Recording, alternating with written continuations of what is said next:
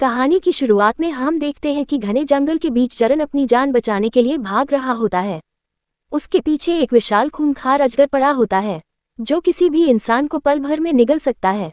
अपनी जान बचाने के लिए जरन मजबूरी में अपने मरे हुए दोस्त की लाश को एक जंगली सुअर के शव के साथ बांधकर अजगर के सामने फेंक देता है, ताकि वह कुछ देर के लिए उसका ध्यान भटका सके। लेकिन हालत तब और खराब हो जाती है जब भागते वक्त उसकी पीठ पर बंधा सुअर अचानक जिंदा हो जाता है। उसे समझ आ जाता है कि अगर इस जंगल से जिंदा निकलना है तो उस अजगर का अंत करना ही पड़ेगा। इसके कुछ दिन पहले कहानी हमें शहर में ले जाती है, जहां डग नाम का एक वेडिंग डायरेक्टर अपने क्लाइंट्स को शादी की वीडियो का प्लान समझा रहा होता है। क्योंकि क्लाइंट्स को हॉरर फिल्में पसंद थी, इसलिए डग ने उनकी शादी के लिए एक डरावना और थ्रिल से भरा कॉन्सेप्ट तैयार किया था। लेकिन क्लाइंट्स उसका आइडिया तुरंत रिजेक्ट कर देते हैं और कहते हैं कि उन्हें सिंपल और खुशियों से भरी वीडियो चाहिए। दूसरी तरफ ग्रिफ नाम का एक संघर्ष कर रहा एक्टर अपने करियर को बचाने की कोशिश कर रहा होता है। लंबे समय से उसे कोई काम नहीं मिला था, इसलिए वह इस नए रोल को लेकर काफी गंभीर था। लेकिन शूटिंग के दौरान अपनी अजीब एक्टिंग और नकली एक्सटेंट की वजह से वह बार बार सीन खराब कर देता है, जिससे परेशान होकर डायरेक्टर उसे सेट से निकाल देता है।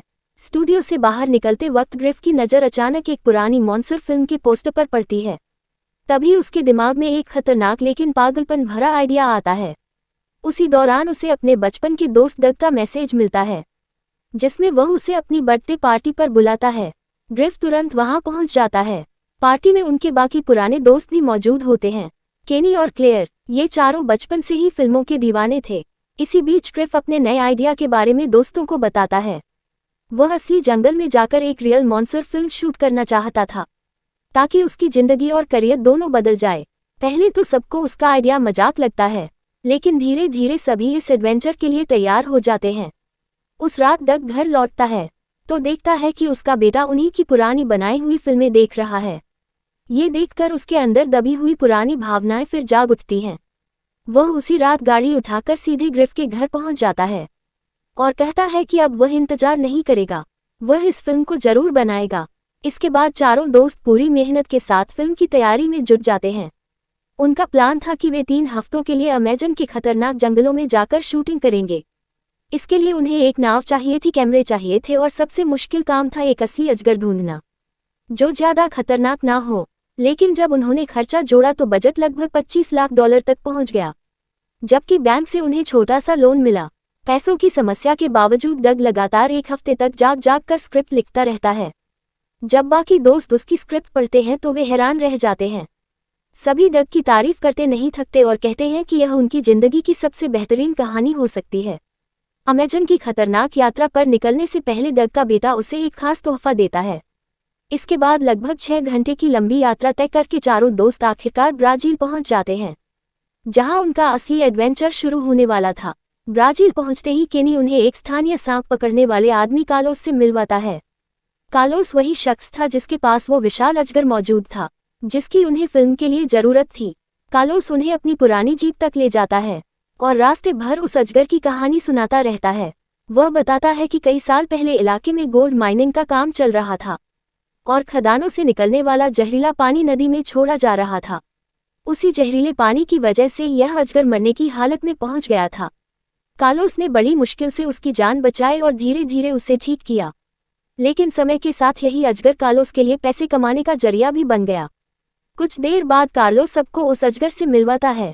जैसे ही वह लकड़ी का बड़ा बॉक्स खोलता है, अंदर मौजूद विशाल सांप को देखकर सभी की हालत खराब हो जाती है। ग्रिफ तो डर के मारे पीछे हट जाता है। तभी कार्लोस एक और डरावनी बात बताता है।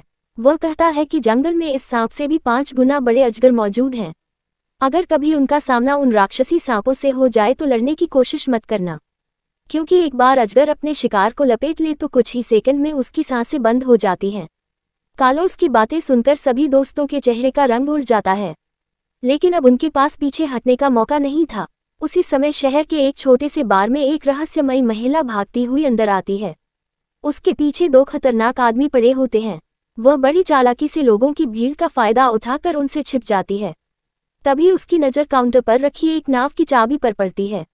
मौका देखकर वह चुपके से चाबी उठा लेती है और तुरंत वहां से निकल जाती है। दूसरी तरफ कार्लोस सबको लेकर एक टूरिस्ट बोट पर पहुंचता है। वह अजगर वाले बड़े बॉक्स को जहाज के नीचे बने कार्गो हिस्से में रख देता है।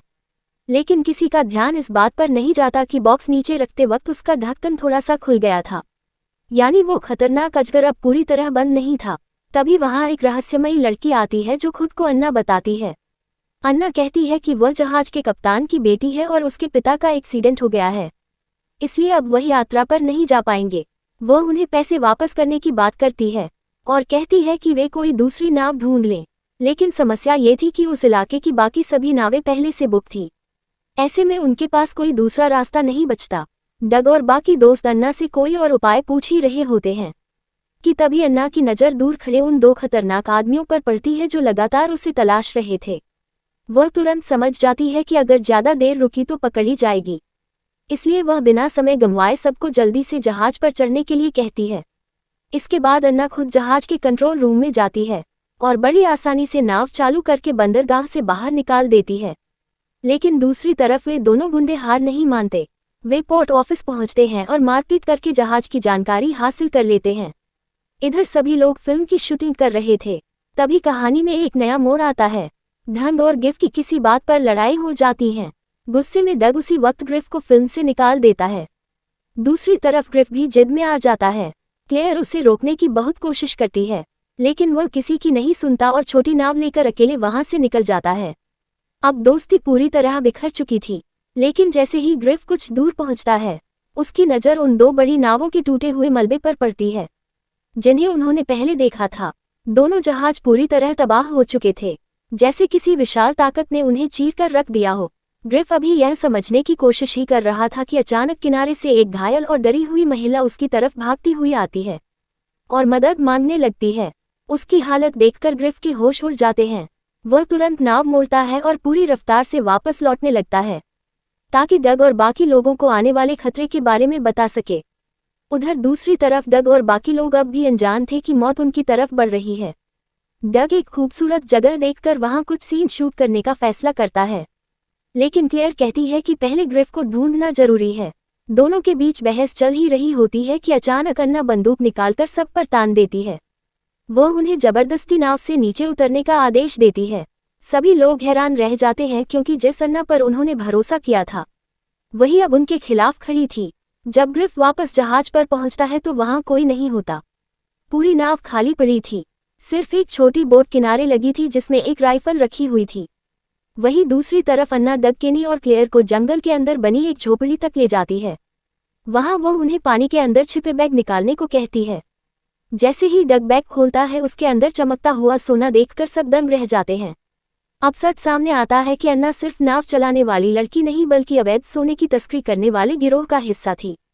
धोखे से भड़का डग गुस्से में सोने से भरा एक बैग वापस पानी में फेंक देता है। तभी अचानक वही खतरनाक आदमी वहां पहुंच जाता है जो पहले से अन्ना का पीछा कर रहा था। वह बंदूक तानकर अन्ना को हथियार नीचे रखने को कहता है, लेकिन फिर वह खुद को सरकारी एजेंट बताता है। उसका कहना था कि वह सरकार की तरफ से इन अवैध गोल्ड माइनर्स पर नजर रख रहा है और अन्ना ब्राजील के सबसे खतरनाक अपराधी गिरोहों में से एक की सदस्य है। अब डग और उसके दोस्त पूरी तरह उलझ जाते हैं। उन्हें समझ ही नहीं आता कि आखिर सच कौन बोल रहा है। अचानक एक गोली चलती है और उस आदमी के पैर में लगती है जो खुद को सरकारी एजेंट बता रहा था। गोली चलाने वाला कोई और नहीं बल्कि ग्रिफ था जिसने रास्ते में पड़ी राइफल उठा ली थी। ग्रिफ फिल्मी हीरो की तरह एंट्री मारते हुए खुद को सबका रक्षक समझने लगता है और स्टाइल मारकर खड़ा हो जाता है, लेकिन उसका ये हीरो वाला मोमेंट ज्यादा देर नहीं टिकता। अगले ही पल अन्ना फिर से हालात पर काबू पा लेती है और मौका देखकर उस आदमी को गोली मार देती है जो जमीन पर गिरी बंदूक उठाने की कोशिश कर रहा था। अब अन्ना पूरी तरह बेकाबू हो चुकी थी। तभी क्लेयर अचानक आगे बढ़कर जोरदार हेडपट मारती है और अन्ना को गिरा देती है। बस फिर क्या था, चारों दोस्त अपनी जान बचाकर वहां से भाग निकलते हैं, लेकिन जंगल से भागना इतना आसान नहीं था। काफी देर तक भटकने के बाद वे लोग एक ऊंची जगह पर पहुंचते हैं जहां से जंगल का थोड़ा साफ नजारा दिखाई देता है। केनी दूरबीन निकालकर सुरक्षित रास्ता ढूंढने की कोशिश करता है। तभी आसपास झाड़ियों में कुछ अजीब आवाजें सुनाई देने लगती हैं। डरते हुए ग्रिफ आगे बढ़कर देखता है जो नजारा उसके सामने आता है उसे देखकर उसके होश उड़ जाते हैं। वहां कई जानवरों की सड़ी हुई लाशें पड़ी थी जिनमें एक मरा हुआ जंगली सुअर भी था। सभी समझ जाते हैं कि यह विशाल अजगर का खाना जमा करने का ठिकाना है। अब उनके पास बचने का सिर्फ एक ही रास्ता था, किसी तरह अजगर का ध्यान भटकाना। मजबूरी में वे डग के बेहोश शरीर और मरे हुए सुअर को चारे की तरह इस्तेमाल करने का फैसला करते हैं। जैसे ही केनी सब सेट करता है, अजगर वहां पहुंच जाता है। अपने दोस्त को इस हालत में देखकर सबकी आंखें भर आती हैं। लेकिन तभी अचानक चमत्कार होता है। डग को होश आ जाता है और वह घबरा कर भागने लगता है। इसी अफरा तफरी में उसकी पीठ पर रखा मरा हुआ सुअर भी अचानक जिंदा हो उठता है। अब पूरा सीन इतना पागलपन भरा हो जाता है कि खुद अजगर भी कुछ पल के लिए भ्रमित हो जाता है। आखिरकार वही जंगली सुअर अजगर का शिकार बन जाता है और डग की जान बच जाती है। चारों दोस्त जितनी तेजी से हो सकता था वहां से भागते हैं और काफी दूर जाकर रुकते हैं। मौत को इतने करीब से देखने के बाद अब उनके बीच कोई झूठ, गुस्सा या शिकायत नहीं बचती। सभी एक दूसरे से दिल से माफी मांगते हैं और फिर से एक टीम बन जाते हैं। रात होते होते वे वापस अपनी बड़ी नाव के पास पहुंचते हैं। तभी ग्रिफ की नज़र एक वॉकी टॉकी पर पड़ती है। वह तुरंत मदद के लिए कॉल करने की कोशिश करता है, लेकिन जैसे ही वह कुछ बोलता है, अचानक विशाल अजगर अंधेरे से हमला कर देता है। तभी आसमान में कई फ्लेयर गन की रोशनी चमकती है और अजगर पीछे हट जाता है। फिर अंधेरे में से एक आदमी धीरे धीरे बाहर आता है। पहले तो सभी डर जाते हैं, लेकिन जब वह रोशनी में आता है तो वे हैरान रह जाते हैं। वो कोई और नहीं बल्कि पुरानी एनाकोंडा फिल्मों का मशहूर अभिनेता आइस क्यूब होता है। आइस क्यूब उन्हें जंगल के अंदर एक सुरक्षित जगह पर ले जाता है। वहां पहुंचते ही डग तुरंत उससे पूछता है कि उनकी फिल्म की स्क्रिप्ट में विशाल अजगर को कैसे मारा जाना था। लेकिन जवाब सुनकर सभी हैरान रह जाते हैं। एस बताता है कि फिल्म का लेखक अभी तक उस हिस्से की स्क्रिप्ट पूरी ही नहीं कर पाया था, यानी जिस प्लान के भरोसे वे अपनी जान बचाने की उम्मीद लगाए बैठे थे वह कभी लिखा ही नहीं गया था।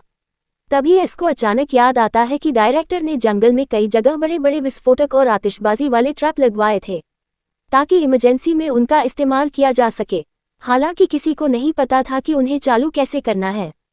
तभी केनी, जो अब तक नशे से पूरी तरह बाहर आ चुका था, वह कहता है कि उसे सिस्टम समझ आ गया है और वह इन्हें एक्टिव कर सकता है। इसके बाद एस अपने बाकी साथियों को बचाने के लिए अकेले जंगल में वापस जाने का फैसला करता है।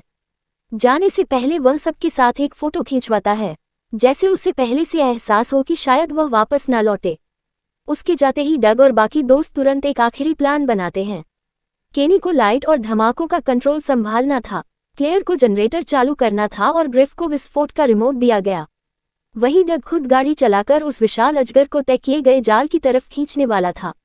प्लान बेहद खतरनाक था क्योंकि इसमें जरा सी गलती का मतलब सीधी मौत था।